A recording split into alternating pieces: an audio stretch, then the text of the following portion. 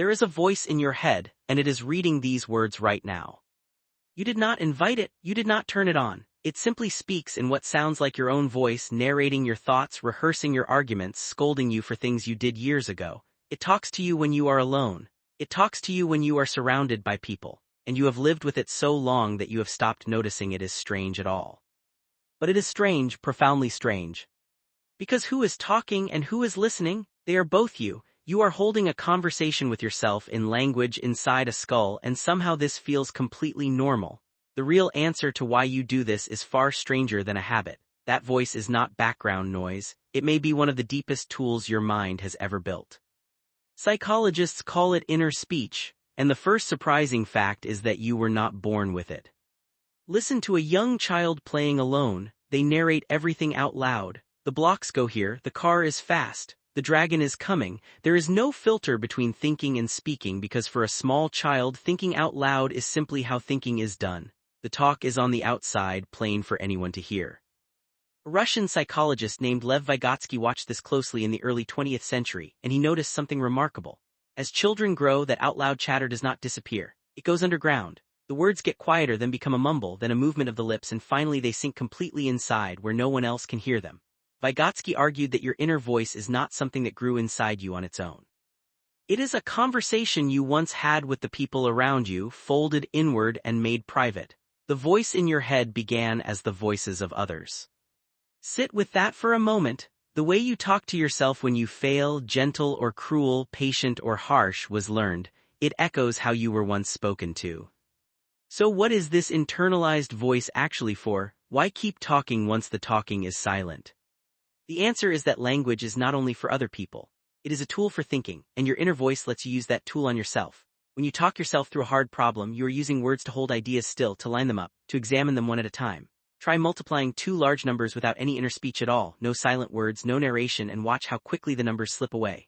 The voice is how you grip a thought long enough to work on it. It does something else too. It lets you become two people at once. One part of you proposes, another part questions. One part remembers the goal, another part checks the progress. A researcher named Charles Fernyhough, who has spent years studying inner speech, describes it as fundamentally a dialogue, not a monologue. Your mind splits itself into voices so it can argue, plan, and decide. That argument you rehearse in the shower is your brain running a simulation, testing what you might say against an imagined reply, all in the safety of silence. Does that change how you hear the voice now? But here the picture turns, because not everyone has this voice, and that fact quietly demolishes something you probably assumed was universal. In recent years, researchers including a psychologist named Russell Hurlburt have found that the amount of inner speech varies enormously from person to person. Some people narrate almost constantly, a near-endless stream of words. Others experience long stretches with no inner voice at all, thinking instead in images, in sensations, in abstract flashes of meaning with no words attached. For a long time, many of these people assumed everyone's mind worked like theirs, just as the constant narrators assumed the same. Both were stunned to learn the truth. There is no single way to think. The inside of one human mind can be radically unlike the inside of another, and from the outside you would never know. So the voice you take for granted is not a law of nature. It is one mind's particular style, and your certainty that everyone shares it was an illusion all along.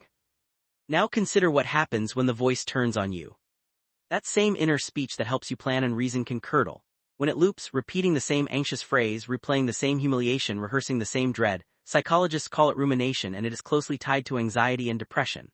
The tool that lets you examine a problem can trap you inside one, the voice circling the same painful track, unable to stop talking. The very thing that makes you able to think deeply is the thing that can think you into a hole. And this is where understanding the voice becomes power, because if the inner voice began as other people speaking to you, then it can be spoken to differently. Researchers have found that one small shift helps people break the loop. Instead of saying "I'm going to fail," you address yourself by name the way another person would. You can do this. They use your own name in the second person and something changes. The endless first-person spiral loosens and the voice becomes, for a moment, an ally instead of a judge. You are using the dialogue nature of inner speech against its own worst tendency. So listen again to the voice reading this sentence. It is not a flaw and it is not noise. It is language itself, turned inward, the most human tool there is, borrowed from every person who ever spoke to you and made into the private machinery of thought. It is how you reason, how you plan, how you become two minds in one skull so that you can argue your way to an answer. It carries the echoes of everyone who shaped you, and it can be retrained, softened, turned from an enemy into a friend. You spend your whole life listening to a voice you call your own. It was never only yours, it was the world learning to speak to you until you learned to speak it back.